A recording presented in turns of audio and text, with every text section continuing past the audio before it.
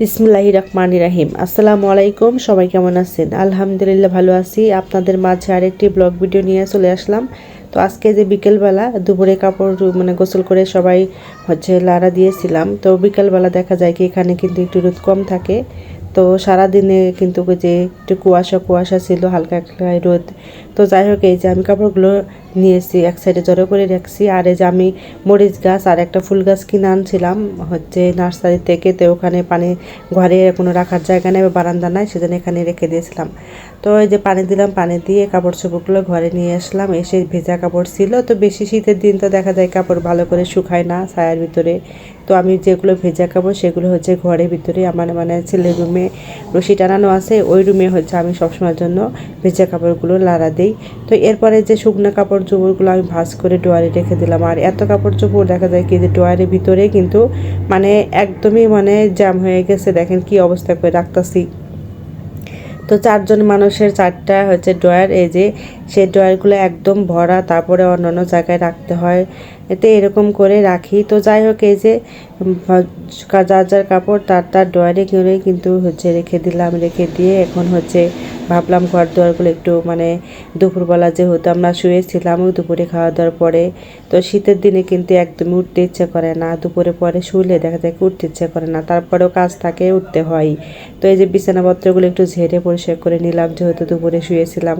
তো ঘরটা গোছানো থাকলে কিন্তু আমার কাছে অনেক শান্তি লাগে, অনেক ভালো লাগে।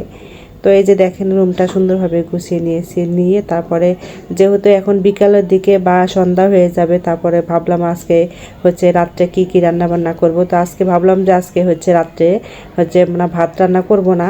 তো তারপরে চিন্তা করে দেখলাম যে আমি যেহেতু আমার ভাত ছাড়া চলেই না, তারপরে ভাবলাম যে ভাত রান্না করি। তো অল্প ভাত আমি বাহিরে গ্যাসের চুলায় বসে দিয়েছি। দিয়ে এই যে দেখেন আমি ঘরের চুলাতেই কিন্তু এখানে আমি দুধ জাল দিয়েছি, দিয়ে এখানে সেমাই রান্না করলাম। তো এরপর ভাবলাম যে একটু রুটি বানাই। তো আজকে যেহেতু ভাত অল্প রান্না করেছি, তরকারি আছে দুপুরের, তো সেজন্য ভাবলাম যে আজকে রাত্রে রুটি বানাবো। তো যে যেটা খাবে আর কি। তো আমার ভাত ছাড়া তো চলবেই না।